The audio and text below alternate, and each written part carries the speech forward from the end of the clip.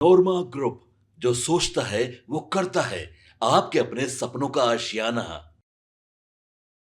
पिछले 48 घंटों में नीतीश कुमार ने 2 बार ये बात रिपीट किया है कि वो बीच में इधर उधर चले गए थे, अब कहीं नहीं जाएंगे।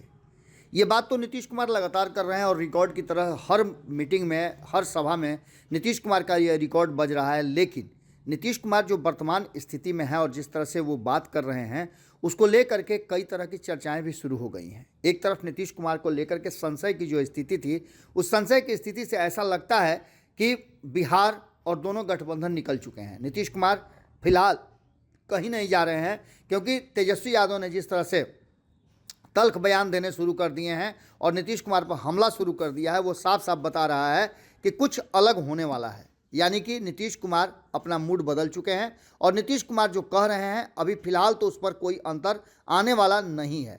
आपको बता दें कि इसी बीच में कई और बातें सामने नजर आई हैं।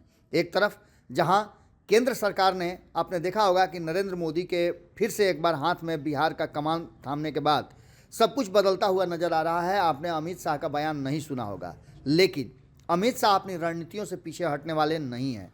अमित शाह की रणनीति और अमित शाह का इंटरनल प्लानिंग क्या है, इसको लेकर के अचानक से जब चर्चा भीतर ही भीतर सुनने को मिल रही है, उड़ती उड़ती खबर मिली है कि अपने जो फैसले हैं उससे टस से मस होने की स्थिति में या फिर करने के लिए तैयार नहीं है अमित शाह, और अमित शाह कोई बड़ा फैसला लेने वाले हैं। लेकिन इससे पहले अमित शाह का बिहार दौरा कैंसिल हो जाना भी बहुत सारी कहानियों को जन्म दे रहा है। हम पिछले कई दिनों से आपको बता रहे हैं कि अमित शाह की प्लानिंग बहुत खतरनाक थी, जो नीतीश कुमार को कहीं ना कहीं परेशान कर सकती थी। कल भी हमने पंचनामा में संपादक नमन मिश्रा जी के साथ जो खबर किया, उस खबर के बाद पूरे बिहार भर में आपने देखा होगा कि उस खबर को लेकर के चर्चाएं शुरू हो चुकी हैं।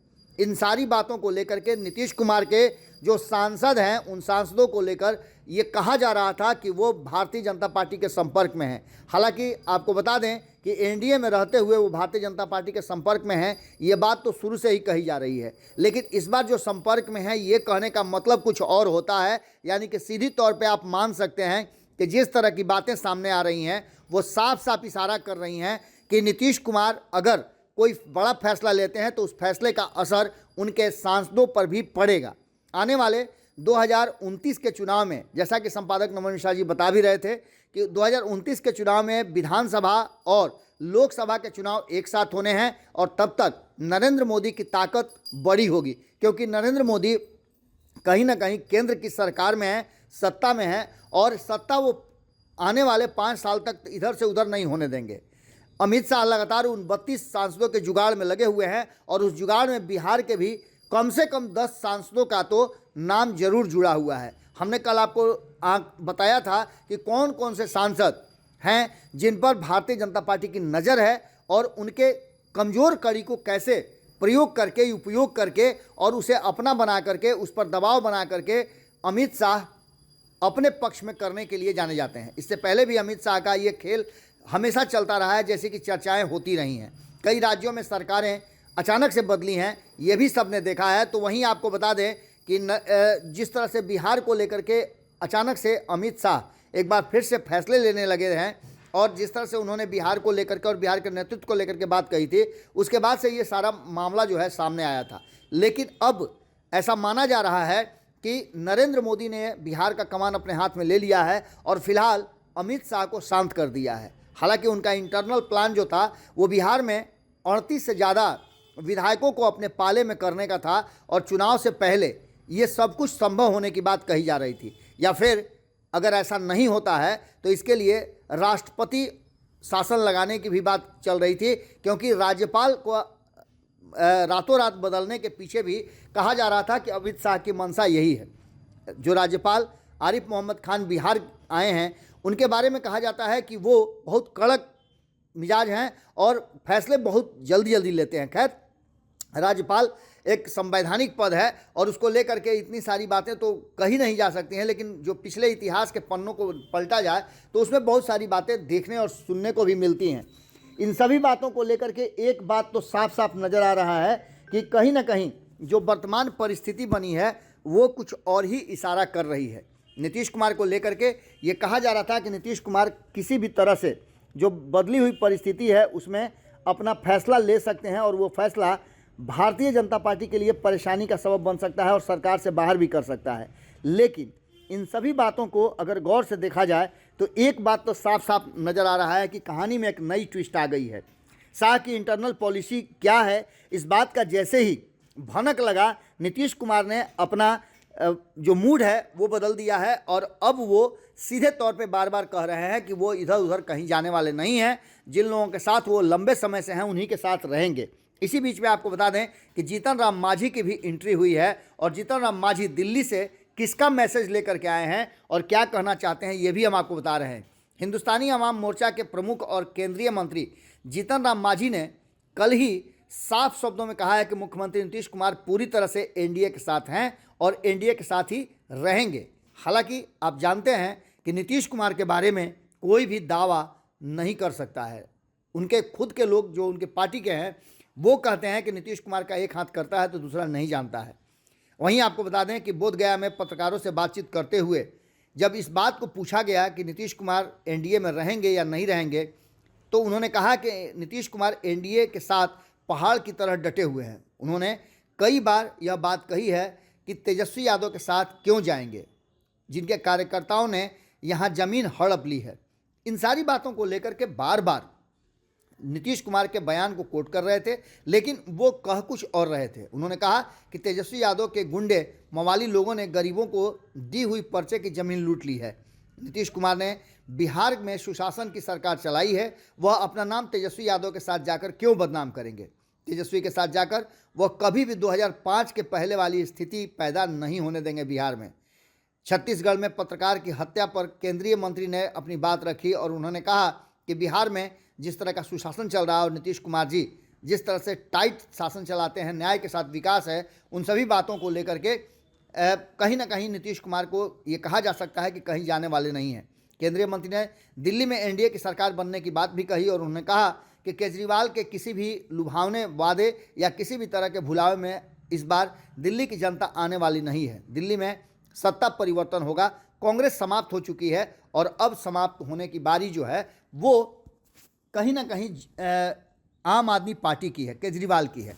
ये सारी परिस्थितियां कहीं ना कहीं घुमा फिरा करके इस बात की तरफ इशारा कर रही हैं कि नीतीश कुमार जो बात कह रहे हैं और जिस तरह से नरेंद्र मोदी अभी फ़िलहाल किसी भी तरह का कोई भी झमेला नहीं चाहते हैं, क्योंकि दिल्ली के चुनाव में इस बार नरेंद्र मोदी का ध्यान पूरी तरह से इस बात पर है कि दिल्ली के चुनाव को जीता जा सके। इसको लेकर के भी नीतीश कुमार को अभी समझौता करना है और सीट शेयरिंग का फाइनल अभी नहीं हुआ है।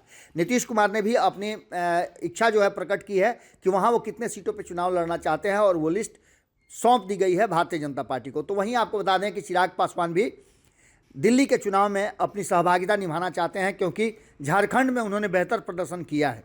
अब देखना दिलचस्प होगा कि एक तरफ नीतीश कुमार को लेकर के संशय की स्थिति, दूसरी तरफ तेजस्वी यादव का अचानक से 24 घंटे के अंदर में नीतीश कुमार पर हमलावर होना, और तीसरी बात कि लालू प्रसाद का नीतीश कुमार को फिर से बुलाना और नीतीश कुमार का हंसते हुए उसे टाल देना। ये सारी बातें कहीं ना कहीं इस बात की तरफ इशारा कर रही हैं कि जिस तरह से नरेंद्र मोदी एक बार फिर से अमित शाह के बयान के बाद जो माहौल बदला था उसे ठीक करने में लग गए हैं। शाह की इंटरनल पॉलिसी और कहीं ना कहीं नीतीश कुमार का मूड, ये दोनों ही साफ नज़र आ रहा है जीतन राम मांझी के उस बयान में।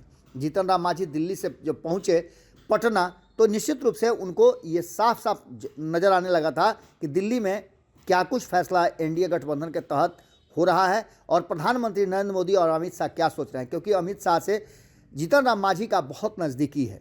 दूसरी तरफ आपको बता दें कि जब नीतीश कुमार दिल्ली गए थे और उनके एक भी सांसद उनके साथ नज़र नहीं आए, तब से ही ये बात चल रही है कि कहीं ऐसा तो नहीं कि सांसदों ने विद्रोह कर दिया है। इससे पहले भी जनवरी में आपको पिछले साल याद होगा कि सांसदों ने ही ये विद्रोह किया था कि उनको महागठबंधन नहीं बल्कि एनडीए के साथ चुनाव लड़ना चाहिए, और नीतीश कुमार ने वो फैसला मान लिया था। एक बार फिर से आने वाले 2025 के चुनाव के लिए तैयारियां शुरू हो चुकी हैं और नीतीश कुमार पर नज़र थी। अगर नीतीश कुमार ऐसा कुछ करते हैं तो उनके 10 जो सांसद हैं और साथ ही साथ उनके 45 विधायकों में से अधिकांश लोग कहीं ना कहीं विद्रोह की स्थिति में है। हालांकि एक धड़ा भारतीय जनता पार्टी से अलग रहने की भी बात कर रहा है। अब देखना होगा कि क्या कुछ निकल के आता है। नीतीश कुमार का मूड चेंज हुआ है या फिर नीतीश कुमार इसमें भी कोई बड़ी राजनीति कर रहे हैं। आपके सपनों को हमने सजाया है, ई होम्स पैनोरमा को हमने बनाया है। ई होम्स मेरा एक सपना था जिस पे मैं पिछले 4 साल से काम कर रहा था। हमने जो बनाया है वो सबने है माना। ई होम्स पैनोरमा में हो आपका भी आशियाना। और फाइनली हमने 2021 में इस प्रोजेक्ट को लॉन्च किया। बहुत लोग अप्रिशिएट कर रहे हैं कि पूर्णिया जैसे शहर में, बिहार के, एक तो बिहार की बात करें उसमें भी पूर्णिया जैसे छोटे जगह में इस तरह का लाइफस्टाइल देना, ये सुन के हम लोगों को बहुत अच्छा लगता है। ई होम्स में हमने कुछ और भी किया है, जैसे हम जिस जगह में रह रहे हैं हमारे फैमिली सिक्योर हो, उनको सिक्योरिटी का ध्यान में रखा है। आपकी सुविधा और सुरक्षा आपके लिए खास है, ये आपका विश्वास है। इसमें आर्टिफिशियल इंटेलिजेंस का 7 लेयर सिक्योरिटी का हमने इस्तेमाल किया है। लस ग्रीन कैंपस को बनाया है। यदि हमारा बाउंड्री वाल है तो वो वर्टिकल गार्डन है। ये जितनी भी फैसिलिटी होता है एक इंटरनेशनल टाउनशिप में ई होम्स है, ये हम लोग विश्वास नहीं कर पा रहे हैं। जो भी हमारे मित्र दोस्त या जो भी हमारे बाहर के बाहर आते हैं तो हम लोगों को बहुत अच्छा सुनने को मिलता है और बहुत अच्छा क्रेडिट मिल रहा है। वो सारा हमने सिर्फ एक बिल्डिंग नहीं बनाया, हमें एक बहुत अच्छा लाइफस्टाइल दिया ई होम्स में, और मेरा एक सपना था जिसको मैं आज फुलफिल होते हुए देख पा रहा हूँ। ये आपका आवास है। ई होम्स पैनोरमा में अब आपका निवास है। E Homes Panorama, luxurious lifestyle redefined. Panorama group, जो सोचता है वो करता है। अगर ये वीडियो पसंद आई और वह बिहार के राजनीति और बिहारियत से सरोकार रखेनी तो सब्सक्राइब बटन दबा के चैनल के सब्सक्राइब कर ली। ओजे एगो घंटी बा, ओकरा बटन दबा देला से कुल सटीक और मारक खबर रुआ मुफ्त में मिल जाई। अगर रुआ पत्रकारिता के हमनी के नया प्रयोग में सहयोग कर चाहतानी तो ज्वाइन बटन दबा दी। पेटीएम नंबर नोट कर ली 938681